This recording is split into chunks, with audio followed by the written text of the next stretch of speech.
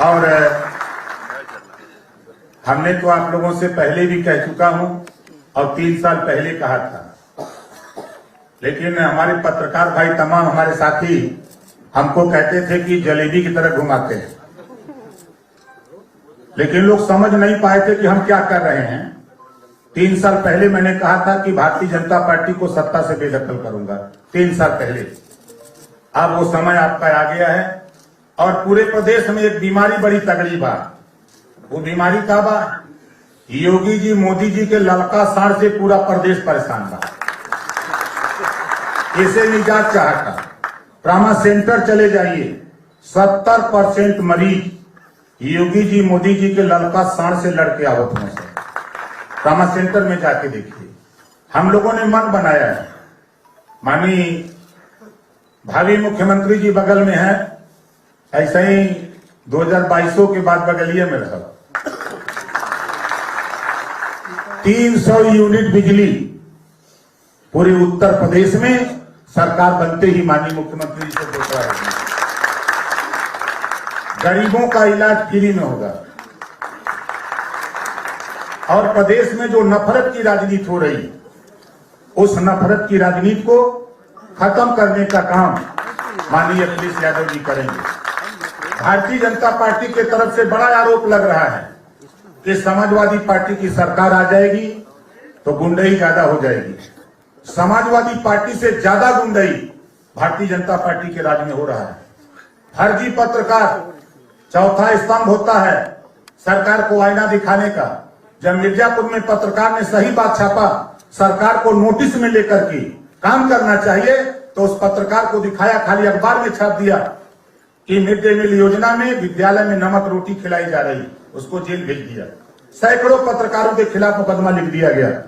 इस हिटलर शाही सरकार को सत्ता से बेदखल करना ओम प्रकाश राजभर ने मन बना चुका है। और पूरे उत्तर प्रदेश में आज मैं गारंटी के साथ कह सकता हूं कि ओम प्रकाश राजभर अपने सभी साथियों के साथ 22 में मैदान में शपथ समारोह में आप लोगों को फिर याद दिलाऊंगा कि 3 साल पहले जो कहा है, आज देखिए सपना साकार हो रहा है।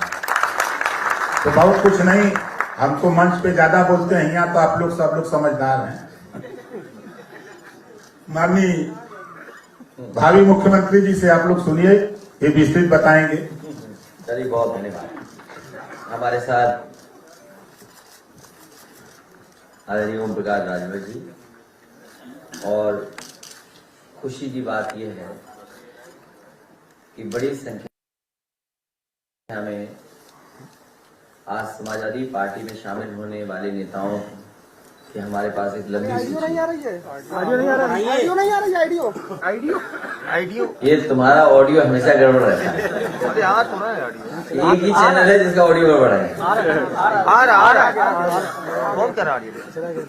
मैं सबसे पहले हमारे साथ आज समाजवादी पार्टी में शामिल होने वाले पूर्व सांसद राकेश पांडे जी का बहुत बहुत धन्यवाद और आभार प्रकट करता हूँ।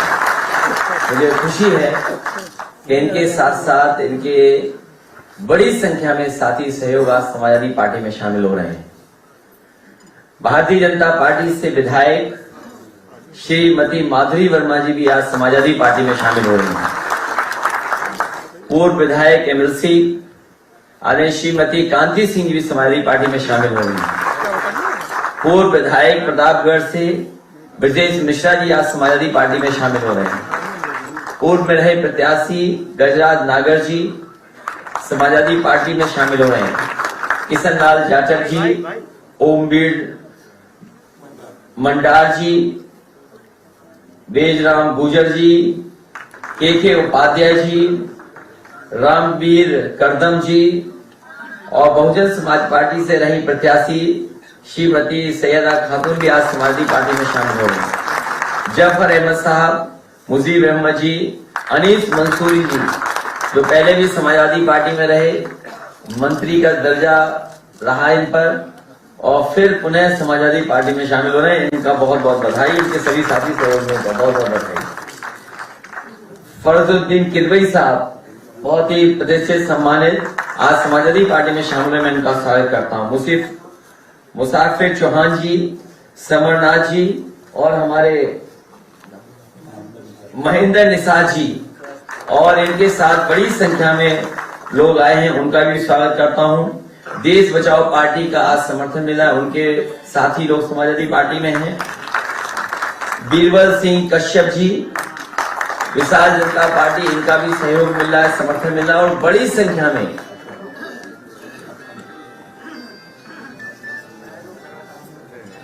इनके साथ साथ अखंड जलवंशी सेवा संस्थान, जो अपने समाज में बड़ी संख्या में लोग हैं और अपने समाज में लगातार जगाने के लिए, संविधान को बचाने के लिए, देश को बचाने के लिए और अपने समाज को सम्मान दिलाने के लिए संघर्ष कर रहे हैं। मैं आज उनका सभी का बहुत बहुत स्वागत और बहुत बहुत धन्यवाद देता हूं।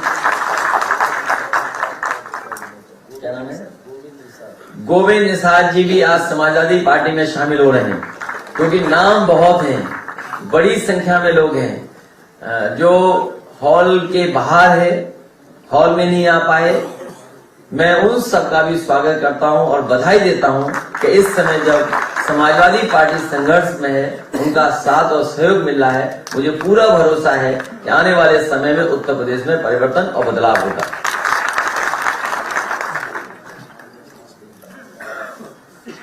मैं तारिक किदवई साहब का नाम भूल गया था, बाराबंकी के हैं और बड़ी संख्या में इनके सहयोगी समर्थन है और आपको तो ले दिया मैंने, आर्मी से रिटायर है, फौज में थे ये, फौज के बाद फादर फौज में थे और उसके बाद असली फौज में अब आ गए, समाजवादी फौज के साथ शामिल हो गए। हमारे साथ अभी ओम प्रकाश राजभर जी ने जो कहा बिजली को लेकर के, और हमारे तमाम साथी सहयोगी, और जिस दिन से नए साल पर 300 यूनिट का फैसला समाजवादी पार्टी ने लिया कि घरेलू बिजली का बिल 300 यूनिट माफ होगा और किसानों की सिंचाई माफ होगी, नए साल पे भारतीय जनता पार्टी को सबसे ज्यादा करंट लगा।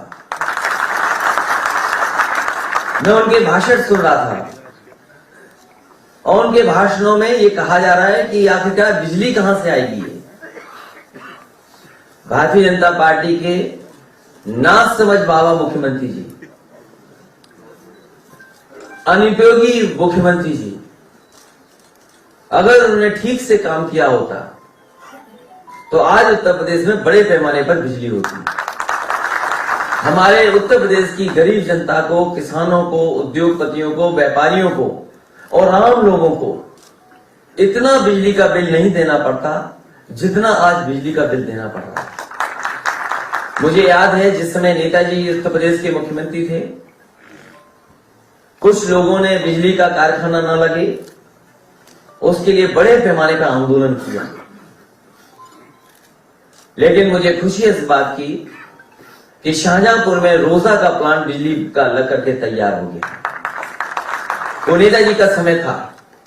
इसी तरह झांसी में जो बिजली का कारखाना लगा हुआ है, अगर उस समय समाजवादी सरकार में वो फैसले न लिए हुए होते तो शायद पारिशा का पावर प्लांट भी नहीं लग पाता, जिसका उद्घाटन बाद में हुआ। इसी तरह लैंको का एक पावर प्लांट जो सोनभद्र में लगा,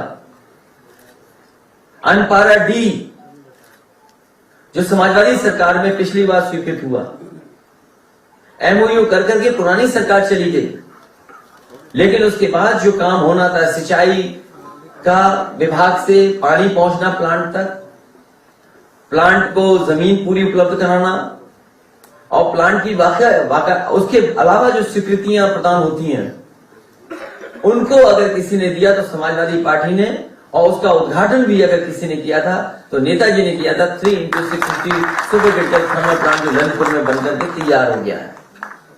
उसके बाद एटा में 3x660 super critical thermal plant जो जवाहरपुर योजना के अंतर्गत लग रहा है। हमारे अनुपयोगी मुख्यमंत्री अगर ध्यान देते तो बिजली का कारखाना जल्दी बनकर के तैयार हो जाता।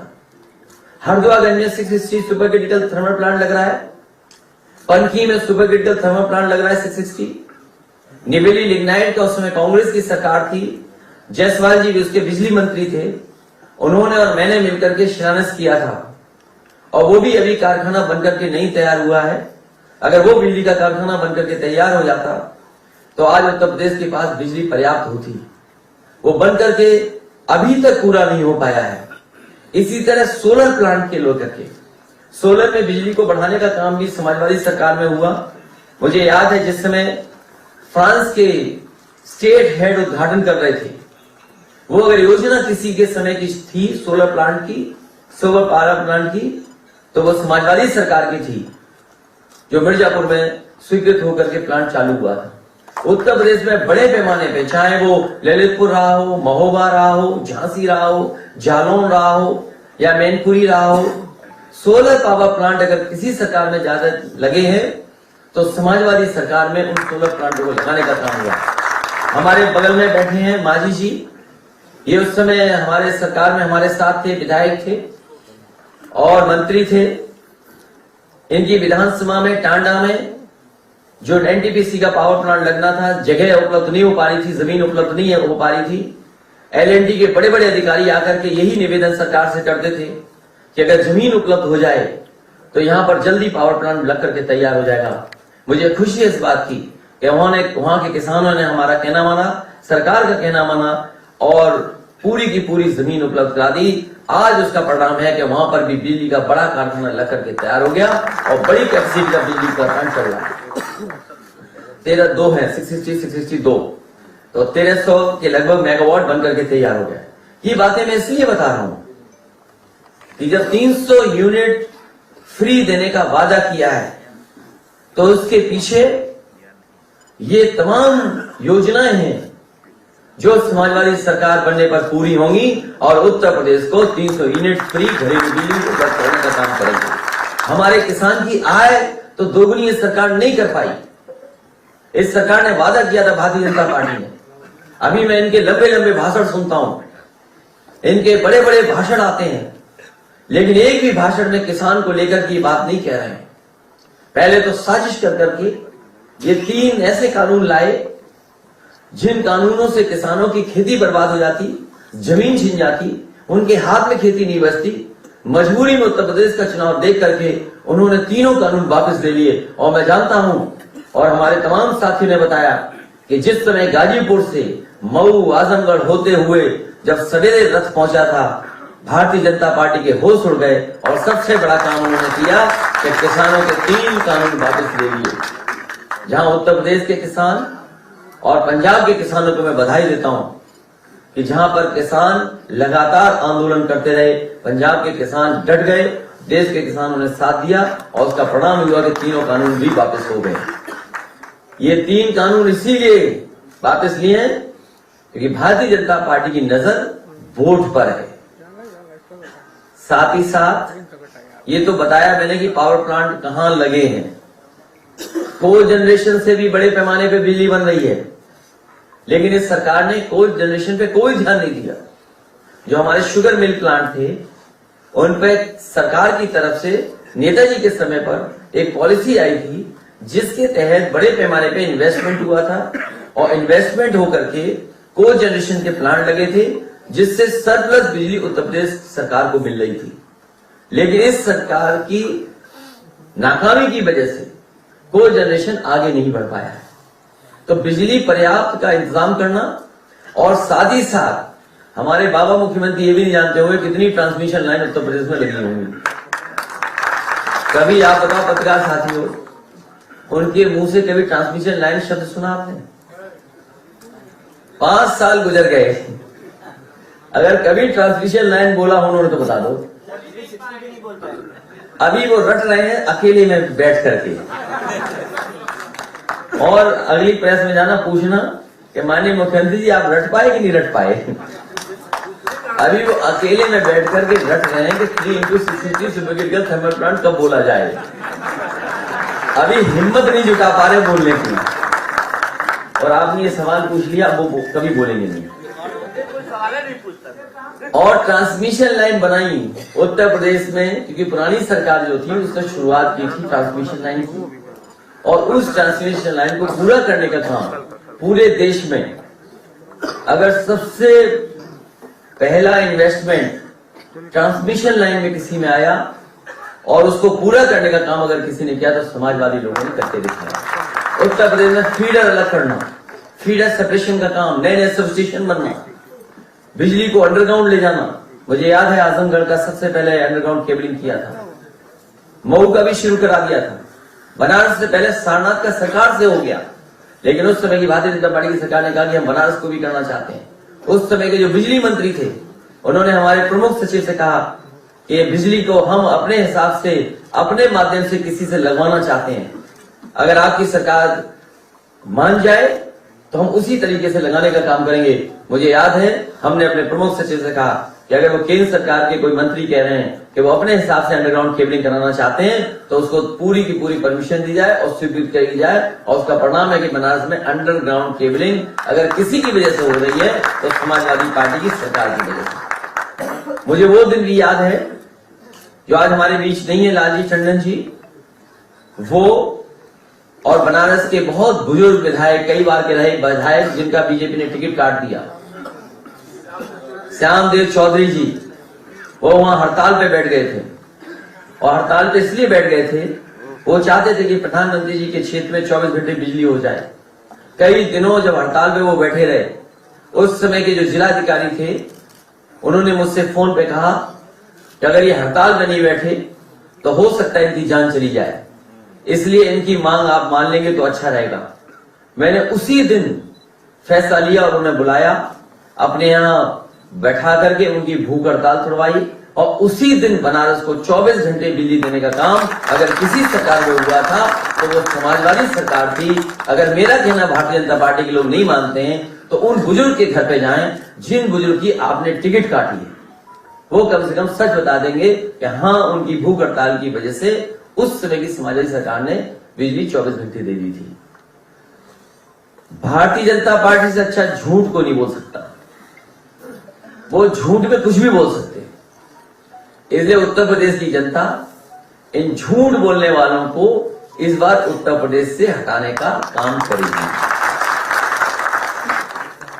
मैं इन्हीं शब्दों के साथ मैं पत्रकार साथियों का धन्यवाद देता हूं और अपने सभी साथी जो आज समाजवादी पार्टी में शामिल हो रहे हैं उनका बहुत बहुत स्वागत करता हूं। कल का कार्यक्रम के आयोजन का जो संतोष पांडे जी ने किया वो भी यहाँ बैठे हैं, उनके तमाम सहयोगी साथी हैं जो सुन भी रहे हैं और बाहर भी हैं, मैं उनको भी बधाई देता हूं। एक ऐतिहासिक कार्यक्रम उन्होंने किया और बहुत उसका संदेश दूर दूर तक गया है। वो आपके साथ 4-5 लोग ज्ञापन देंगे, आप बुला लो, आप लोग रामकृष्ण के साथ बुला लो पहले, तब ज्ञापन बाद में लेंगे, सवाल जवाब हो जाते। आपको खड़ा कर लो, इधर खड़ा कर लो। मेघालय के राज्यपाल ने एक वीडियो चल रहा है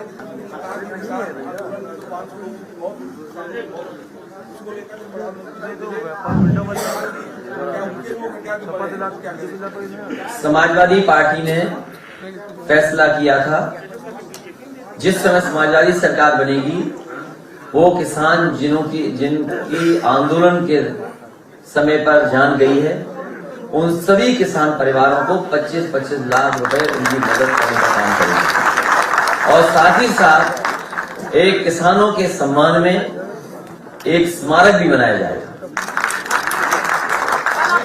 बड़ा आरोप लगाया मुख्यमंत्री योगी आदित्यनाथ ने माफियाओं की सूची नहीं जारी कर रहे हैं, ये इशारा आपने किया है, तो क्या आप स्पष्ट कर सकते हैं कि राम राज्य की जो बात होती है उसके पीछे की हकीकत क्या है?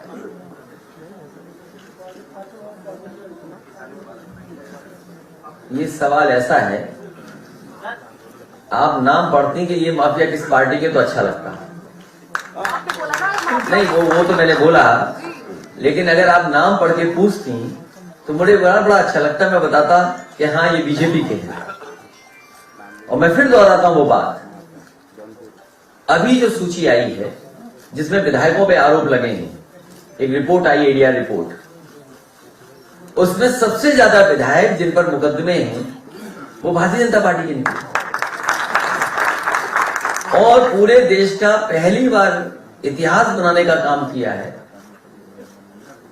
कि जिस मुख्यमंत्री के ऊपर तमाम धाराएं मुकदमे थे उसको भारतीय जनता पार्टी ने मुख्यमंत्री बनाया। और बहुत सारे भारतीय जनता पार्टी के नेता जो बुजुर्ग है, जो कई वर्षों से खून पसीना बहा करके पार्टी को मजबूत कर रहे थे, वो कई बार कहते हैं कि बताइए हम तो खून पसीना बहा रहे थे, ये जाने कहां से आए और हमारे ऊपर बैठा दिया। क्या वो भारतीय जनता पार्टी के सदस्य हैं? समाजवाद पे जब किताब लिखवानी थी तो उन्होंने अंग्रेजी में लिखवाई ये किताब, द सोशलिस्ट मॉन्क। तो सोशलिज्म का जो रास्ता है वही राम राज्य को लिए रास्ता है। जिस समय पूरी तरीके से समाजवाद लागू हो जाएगा वही राम राज्य है। और मैं आपसे जानना चाहूंगा कि द सोशलिस्ट मॉन्क की हिंदी क्या होगी? हमारी बहन जिन्होंने पूछा है हमसे सवाल, नहीं उन्हें पता है, हमारी बहन ने सवाल पूछा है हमसे राम राज्य पर, तो मैं आपसे केवल हिंदी जानना चाहता हूं कि हमारी मुख्यमंत्री जो है वो समाजवाद पे न जाने क्या क्या ज्ञान देते हैं, लेकिन जब उन्हें अपनी किताब लिखवानी थी तो उन्होंने किताब लिखवाई the socialist monk. Single solitary kind of. इन्होंने बोला मुझे नहीं पता, शायद उन्हें नहीं मालूम होगा। नहीं सके ये आपकी बहन, वो उन्हें कुछ नहीं पता है। पता है कि नहीं?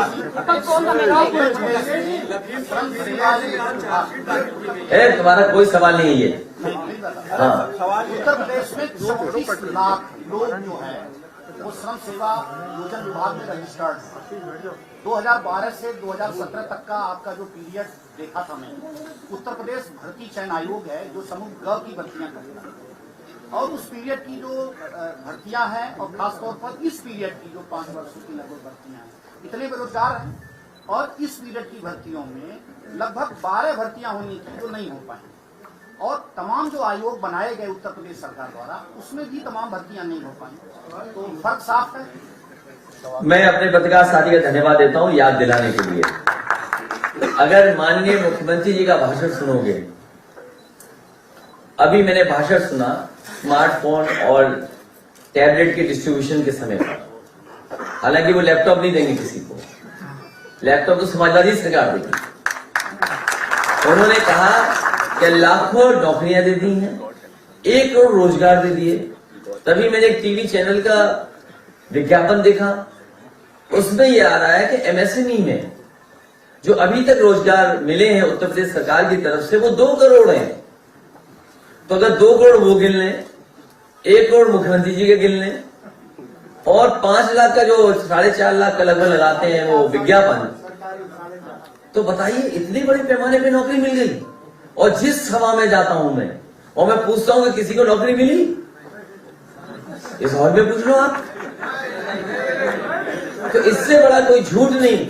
जो लोग अपने विज्ञापन में झूठ बोलते हो, जो अपने झूठे विज्ञापन देते हो, इन्हें जब फ्लाईओवर दिखाना था तो कलकत्ता का फ्लाईओवर दिखा दिया, जब इन्हें कारखाना दिखाना था तो अमेरिका के कारखाने दिखा दिए। और जो हमारा पड़ोसी देश है वो हमारे मुख्यमंत्री जी से कुछ सीख गया है, गांव के नाम बदल दिए। ये काम तो हमारे माननीय मुख्यमंत्री करते थे नाम बदलने का, लेकिन चीन ने भी इनसे सीख लिया, गांव के नाम बदल दिए। और जब इन्हें एयरपोर्ट दिखाना था तो बताओ चीन का एयरपोर्ट की तस्वीर लगा दी। तो ये ऐसी सरकार है जिसका हर वादा जुमला है, इनका विज्ञापन झूठा है, इनकी हर बात झूठी है। सवाल पावर पर एक सवाल है किसानों ने प्रोटेस्ट भी किया, उन्होंने विरोध किया है, कहा है कि जब तक अजय मिश्रा टेनी का नाम नहीं आता चार्जशीट में तब तक भारतीय जनता पार्टी में कोई ऐसी वॉशिंग मशीन बनी हुई है, किसी अपराधी को भेज दोगे वो अपराधी लगेगा ही नहीं उसमें। कोई नई वॉशिंग मशीन खरीद करके लाया वो। अध्यक्ष जी, अध्यक्ष जी आपसे बिखराव को लेकर कोयले की कमी को लेकर पावर एक्सचेंज ने से यूपी सरकार ने 25 रुपए पर यूनिट के हिसाब से बिजली भी खरीदी थी, और उन्होंने कहा मैंने सबको बिजली दी है, फ्री दी है और 24 घंटे दिए।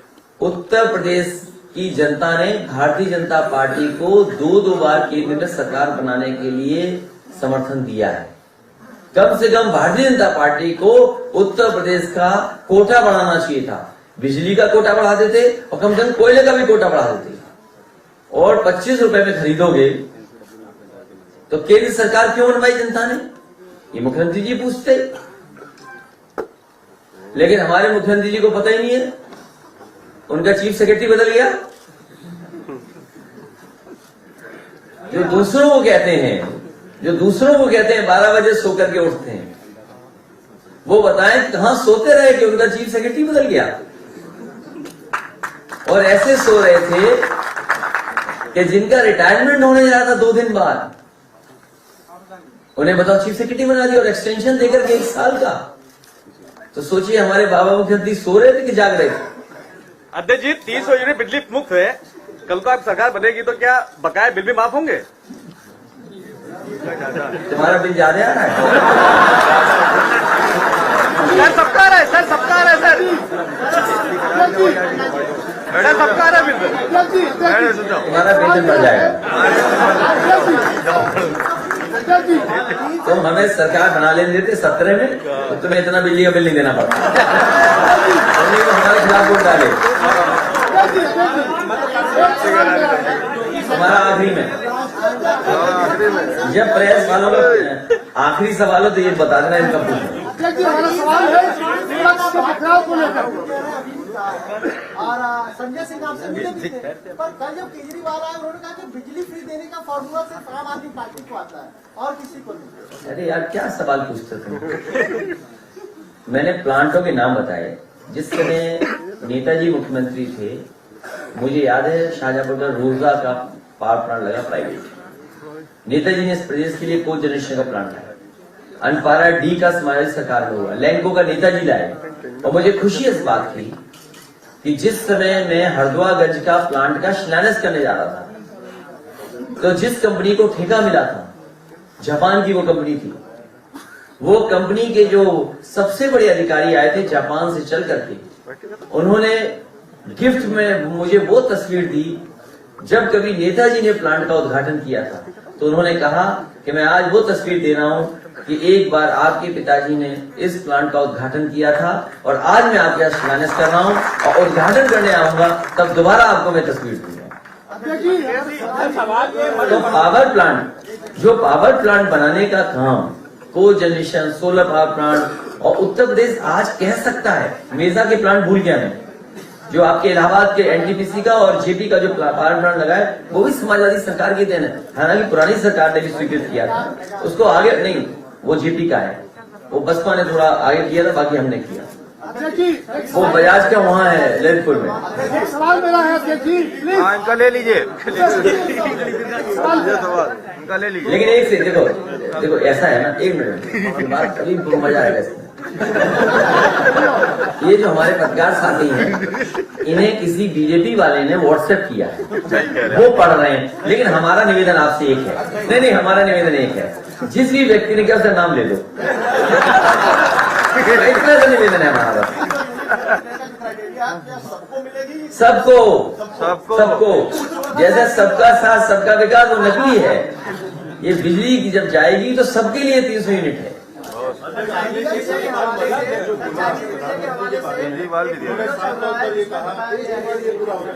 सतपाल मलिक जी ने किसानों के मामले में ये कहा कि प्रधानमंत्री से जब बात हुई तो वो भ्रमण में बोले, और जब अमित शाह जी से उनकी भेंट हुई तो उन्होंने कहा कि प्रधानमंत्री को किसी ने भ्रमित। देखिए गवर्नर साहब पुराने समाजवादी भी रहे हैं, ये बात याद रखिए। उनकी बात से आप क्या सोचते हैं? मैं क्यों सोचूं किसी की बात पे? मैं क्यों सोचूं किसी की बात पे? जब वो सरकार, देखिए क्या सवाल पूछने वाले इतने बड़े चैनल को वो तकलीफ है भाई। आपको सवाल ये पूछिए कि जो सरकार किसान के खिलाफ है, जिस सरकार ने ये कहा हो कि हम किसानों की आय दोगुनी कर देंगे, बताओ आय दोगुनी हुई क्या? धान कैसे बिक गया? और जिसका अभी आपने कहा सांड सड़कों पे घूम रहे हैं, खेतों में घूम रहे हैं, बताओ किसान दुखी है। बिजली महंगी कर दी, डीजल महंगा कर दिया, हर चीज किसान की महंगी कर दी। और जब खाद खरीदनी थी आप बताइए खाद कहाँ किसान को मिली? इसलिए किसान को खाद नहीं मिली। 50 किलो में 5 किलो का, और बताइए, ये तो पार्ले जी से सीखे हैं। 50 किलो में 5 किलो हाँ, ठीक बात है। ठीक बात है। ये बीजेपी वाले सीखे कहाँ से 5 किलो निकालना, ये पता है आपको? ये घर से ये पार्ले जी का बिस्किट पैकेट आता है। जैसे जैसे महंगाई बढ़ी, पार्ले जी ने बिस्किट उसमें कम कर दिए। उतने पैसे में बिस्किट मिलेगा, लेकिन संख्या उतनी नहीं मिलेगी। और तो ज्यादा महंगाई होगी तो पार्ले जी के बिस्किट का साइज बदल जाएगा। तो अभी जो 5 किलो चोरी हो रही है, भारतीय जनता पार्टी बनी रही तो बोरी का साइज बदल देगी। सही है। अरे पूछो सर महंगाई तो इसलिए मैं आपका साथ कह रहा हूँ, ये पूछे कि किसानों की आय दोगुनी कब होगी। लास्ट में तुम्हारा अरे भाई हम क्यों बहस में पड़े उसमें? अच्छा ये बताइए, एक मिनट, सर ये आखिरी सवाल नहीं अभी इसके बाद आखिरी। ये रह गए। हाँ, इनका ले लीजिए। जब ये डबल इंजन टकरा रहे हैं आपस में एक दूसरे से, एक सवाल मेरा ले लीजिए। एक मिनट, अरे सुन लीजिए, सुन डबल लीजिए। इंजन ज्यादा टकरा रहा है, जब डबल इंजन टकरा रहा है वो नहीं बोल पा रहे हैं। पहले टकराइए। ये छोटे मोटे बोगी और दूसरे तो टकराते ही रहेंगे, लेकिन असली डबल इंजन टकरा रहे हैं, आपको ये नहीं पता? सही बात। अखिलेश जी अजय लियो। ओवैसी ने कहा है कि उत्तर प्रदेश में जो भी सरकार बनती है मुसलमानों के योगदान से बनती है। ये तो अच्छी बात कही, ये क्या खराब बात कही मैंने? मेरा सवाल ये लेकिन ये बताओ, इसका सवाल ही नहीं हो पा रहा है। किसान, गरीब, व्यापारी, नौजवान, ये कहाँ है? ये भी तो उत्तर प्रदेश में है। नहीं, मुसलमानों का योगदान आपके साथ है सर। बहुत सही, बहुत सही सवाल। तभी ऐसा जिंदाबाद। बहू ने उनके ऊपर आरोप ये लगाया मत कल करिए, लखनऊ अब छोड़िए। में फॉर्च्यूनर का। नहीं वो बात हम लोग ये पारिवारिक बातों पे हम नहीं उलझेंगे। नहीं, ये हम बीजेपी की तरह नहीं है, बीजेपी की तरह नहीं है।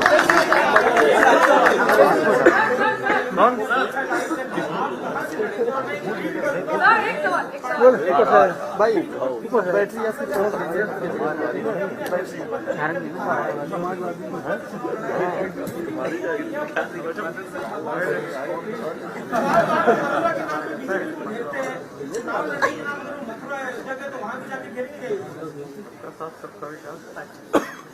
जब ये चुनाव लड़ने जाएंगे हमारे बाबा मुख्यमंत्री जी, जिस भी क्षेत्र में जाए, उस क्षेत्र की जनता इनसे पूछेगी कि आपने वादा किया था कि किसानों की आय दोगुनी होगी, क्या किसानों की आय दोगुनी हुई?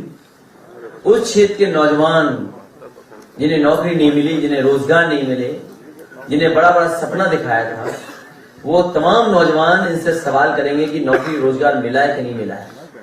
व्यापारी जिनके व्यापार खत्म हो गया, बर्बाद हो गए कोरोना के समय पर, किसी भी व्यापारी की कोई मदद नहीं की सरकार ने, और बिजली का बिल और तमाम ऐसे सवाल हैं जिनका जवाब भारतीय जनता पार्टी के पास नहीं है। और जब मुखिया उनके चुनाव लड़ने जाएंगे, जो दूल्हा है चुनाव के, वैसे तो आप जानते होंगे, हालांकि वो उदाहरण नहीं देना चाहिए, फिर भी मैं दे दूंगा उसको, अदरवाइज मत लीजिएगा। हमारे सब लोग जानते होंगे कि अगर बेटा परीक्षा में ना पास हो पा रहा हो तो कई बार माँ बाप और चाचा भी जाते हैं थोड़ी नकल कराने। ये बात सच है कि नहीं सच है? तो हमारे बाबा मुखर्जी फेल हो चुके हैं, अब उनको कोई पास नहीं करा सकता। अब जो पास कराने आ भी रहे हैं वो भी नहीं करा पाएंगे। नहीं भगवान है, रात में हम पे आए, रात में हमारे सपने में आए थे भगवान कृष्ण, कह रहे थे आपकी सरकार बनने वाली है, और एक बार नहीं आए, हर दिन आते हैं, हर दिन। कोई दिन ऐसा नहीं जिस दिन भगवान हमारे सपनों में ना आकर के कहते हो कि आपकी सरकार बनने जा रही है। इनके तो पत्र पे लिखा है, हमें हर दिन सपनों में आते हैं। कहाँ से चुनाव आप लड़ेंगे ये भी तो बता दीजिए। ये जहाँ से हमारी पार्टी कहेगी वहाँ चुनाव लड़ेंगे। आपने भगवान परशुराम की मूर्ति लगाई है। देखिए, जहाँ से हमारी पार्टी कहेगी वहां से हम चुनाव लड़ेंगे। और याद कीजिए, नेताजी कहाँ से नहीं लड़े। नेताजी जाने कितने क्षेत्रों से चुनाव लड़े। नेताजी गुन्नौर से भी लड़े चुनाव, नेताजी फिरोजाबाद से भी चुनाव लड़े, नेताजी एटा से भी चुनाव लड़े, नेताजी मैनपुरी से भी चुनाव लड़े। शाहजहांपुर से भी लड़े चुनाव नेताजी, तो बड़ी जगह हमारे पास तो बहुत सारी सीटें हैं। आजमगढ़ से भी नेताजी लड़े चुनाव, संभल से लड़े, नहीं विधानसभा लोकसभा की बात, तो नेताजी कितनी जगह चुनाव लड़े। समाजवादी पार्टी जहां कहते कि मैं चुनाव वहां से लड़ूंगा, तो कम से कम ये बाबा मुख्यमंत्री जहां चुनाव लड़ने जाएंगे वहां की जनता तैयार बैठी होगी।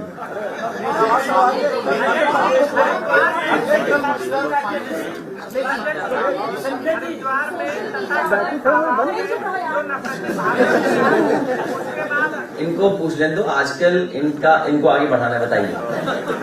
सब पार्टियां बढ़ा रही हैं, इनका बोले फिर तुम्हारा पूछिए सवाल जवाब देंगे। एक महिला के विचार हाँ पूछिए, लड़ ले। अरे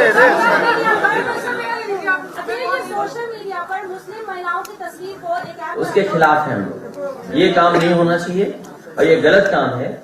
सरकार को आखिरकार क्या इंटेलिजेंस सरकार की कर रही है, क्या सोचना है, केवल विपक्षियों के फोन सुनने का काम करेंगे। इस तरह की जो घटनाएं हो रही हैं, इस तरीके से सोशल मीडिया पे किसी भी धर्म का या किसी की भी आस्था से कोई खिलवाड़ नहीं कर सकता, और इसके लिए सरकार को कहीं न कहीं निगरानी रखनी चाहिए, क्योंकि सरकार जानती है कि कौन लोग ऐसा कर रहे हैं।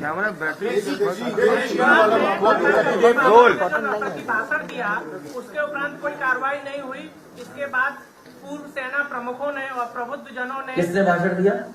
तथाकथित धर्म संसद में जो भाषण दिया गया, उसके बाद उन्हें जेल भेज देना। जेल तो चले गए हैं, चले गए, और लोग भी जाने चाहिए, और लोग भी जाने चाहिए जो गलत भाषा का इस्तेमाल। महाराज इनका सवाल ले लीजिए, बहुत देर तकलीफ है, इनका बहुत तकलीफ है इनकी।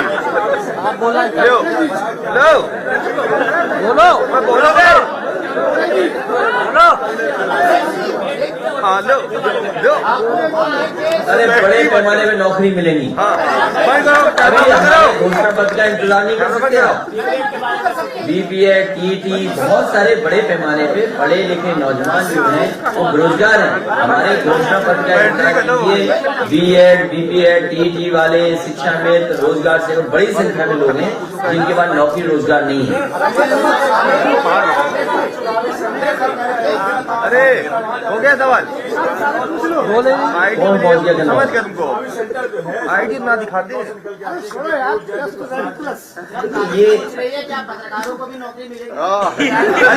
मिल जाएगी। ओम प्रकाश राजभर जी कह चुके हैं पत्रकार साथियों आपके लिए। ये एक सवाल यहाँ से आ रहा है, ये पूछ रहे हैं कि कन्नौज सेंटर है, और कन्नौज आज का सेंटर नहीं है, सम्राट हर्षवर्धन के जमाने का सेंटर, वो राजधानी थी देश की, और वहां एक राजा ऐसा रहा जिसका नाम कोई दूसरा रखता नहीं है, जयचंद। कोई जयचंद नाम से व्यक्ति नहीं मिला इस कमरे में, तो नहीं कोई जयचंद नाम से, कोई नहीं, कोई जयचंद नाम नहीं रखता है। कन्नौज की जनता ने जयचंद को भी भगा दिया। ये साजिशें और षड्यंत्र और लोगों को अपमानित करने का काम लगातार चलता रहेगा। वो इसलिए चलेगा क्योंकि ध्यान हटाना शुरू है, divide and rule, divert the brain. Divide and rule अंग्रेज लाए, सोच समझ के लाए, कभी जाति और धर्म में झगड़ा करा देना। इस देश की संस्कृति रही कि जहां पर गंगा जमुनी की तहजीब कोई एक दिन में थोड़ी बनी, हजारों साल लगे तब गंगा जमुनी तहजीब बनी है।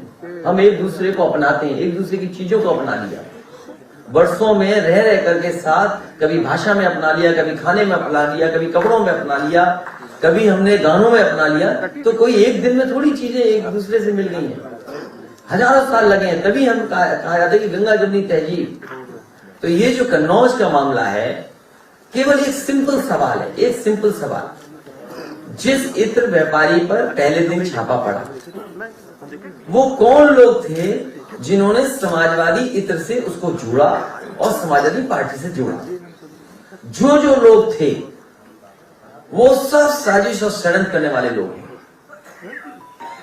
जिन लोगों ने भी पहले दिन जिस पर छापा पड़ा है इत्र व्यापारी पर, जिन लोगों ने भी समाजवादी इत्र से और समाजवादी पार्टी से जोड़ा, उन्हें निर्देश मिले कहीं से और हमारे पत्रकार साथियों ने निर्देशों का पालन किया, बड़े ओबिडियंट हैं कुछ लोग, और उन्होंने निर्देशों का पालन किया और उसका प्रचार किया।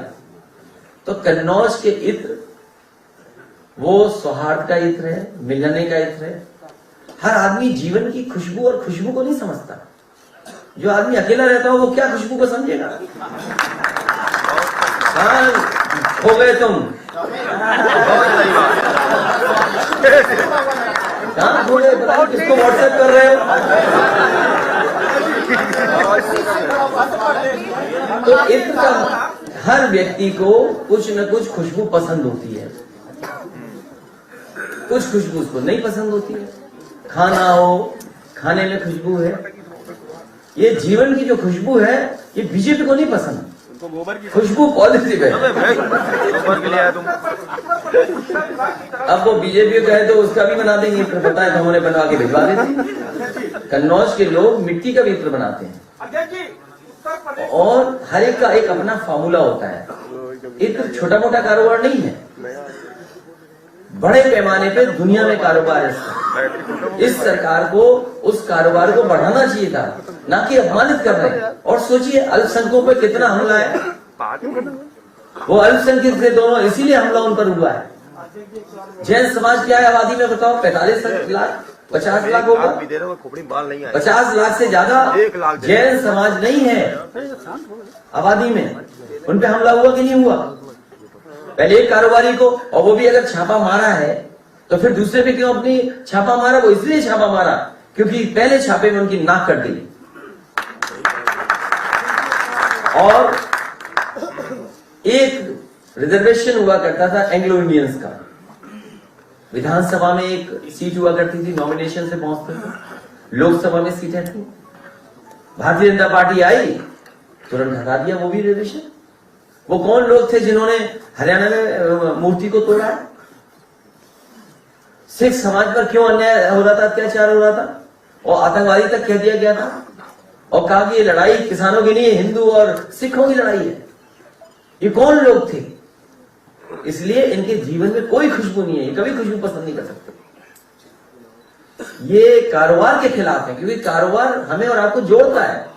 अगर कन्नौज का कारोबार है तो किसान कहीं ना कहीं मेहंदी उगा रहा है, कहीं ना कहीं बेला उगा रहा है, कहीं ना कहीं से केवड़ा ला रहा है। केवड़ा लाने वाले की जात क्या है, इत्र बनाने वाला कौन है, लगाने वाला कौन है। तो कारोबार हमें जोड़ता है, व्यापार हमें जोड़ता है। ये कभी कारोबार और व्यापार की बात नहीं करेंगे, ये केवल नफरत की बात करेंगे। इनके अंदर केवल नफरत की दुर्गंध है। और ये तो फूल पेड़ों के नाम नहीं जानते।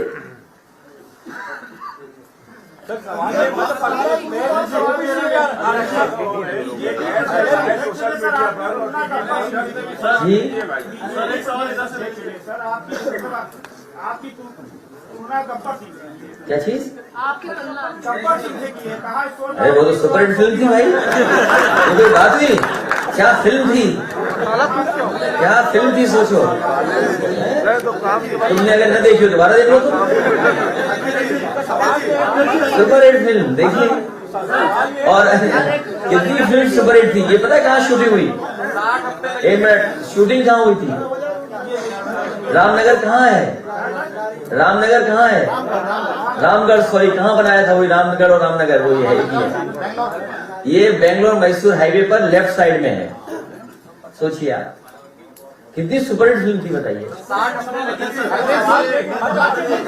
ये किसने तुलना की है बताओ? हमें कौन है गब्बर जिसने तुलना की है? किस गब्बर ने की है बताओ ना, कौन है? अच्छा तो हमारे गब्बर ने कहा गए प्रदेश अध्यक्ष? ये है गब्बर हमारे। गब्बर को जवाब दो, आज देंगे जवाब। उनके आपने नहीं देखी वो जनसेवा यात्रा? कई जगह की तस्वीर मैंने देखी, कई जगह की तस्वीर आई हैं। वो ऐसी तस्वीर है कि चौमिन ठेले पे भी ज्यादा भीड़ दिखती है। अब जाने दोगे हम लोगों को कि नहीं जाने? जाइए जाइए, धन्यवाद धन्यवाद धन्यवाद। जाति जनगणना होगी, बात करो। हम सब लोगों ने तय किया है कि जाति जनगणना होगी। हम समाजवादी लोग जाति जनगणना के पक्ष में हैं। बहुत बहुत धन्यवाद, धन्यवाद, धन्यवाद।